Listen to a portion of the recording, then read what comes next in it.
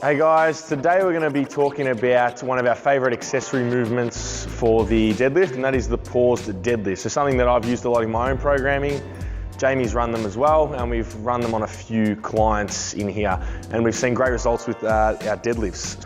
All right, so we've got Jamie here on the platform. We're going to run through a few things you need to know when executing the paused deadlift, and a few errors, common errors that we see with people. So unlike the normal deadlift where you just, get Jamie to do a rep, where you just push the bar up, lock it out in one motion. Good. So now we'll do a rep of the paused deadlift. The paused deadlift requires you to pause. Good, do another rep. Perfect, about 1 inch off the floor, so you're just breaking the floor. The plates should be about 2 centimeters off the ground. You're gonna pause for a 1 to 2 count roughly, and then lock the bar out. So just to run you through how to actually, a few errors that can go wrong when doing the paused deadlift. So firstly, when you do the paused deadlift, you wanna do 2 pushing motions.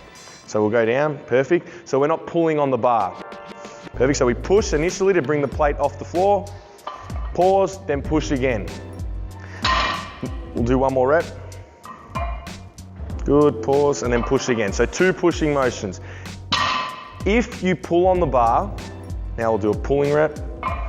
Good. You'll notice that your back rounds out a bit, you lose position, and it'll make the rep really difficult. Perfect. So when we chuck more weight on the bar here, obviously 60 kilos, not that heavy. When we chuck more weight on the bar, it's gonna make the lockout really poor and inefficient, and it's gonna probably engage a lot more lower back rather than your glutes to lock out the bar. Plus, lighter weight's gonna feel a lot heavier than what it should. Next is alignment. So when executing the paused deadlift, if you are not in the correct position and have a correct alignment, you're gonna struggle again to lock the bar out. So we'll get Jamie to do another rep. Perfect, so we want to start with our back nice and straight, a neutral spine, our armpits over the bar, and then we want to push from there, pause, maintain that position, and then push again to lock it out. Perfect, we'll get one more rep like that. So neutral spine, armpits over the bar, push, and push again. Perfect, now we'll do a rep where we're not in correct alignment. So incorrect alignment would be something like armpits too far forward, back rounding out. We've obviously over-exaggerated here for learning purposes. Good. You can see there, 60 kilos, he's already struggling. So obviously once we start adding extra weight, it's gonna be really difficult. And lastly is tension. So when we deadlift, when you execute a normal deadlift, you wanna be as tight as possible, because obviously tension is gonna make it easier to execute a lift and lift more weight.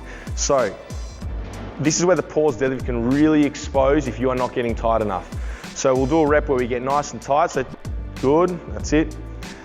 And then lift it up, perfect. So a couple things that we do here at Melbourne Strength Culture to get tight is we call it crushing the oranges. Basically you've got 2 big oranges behind your armpits.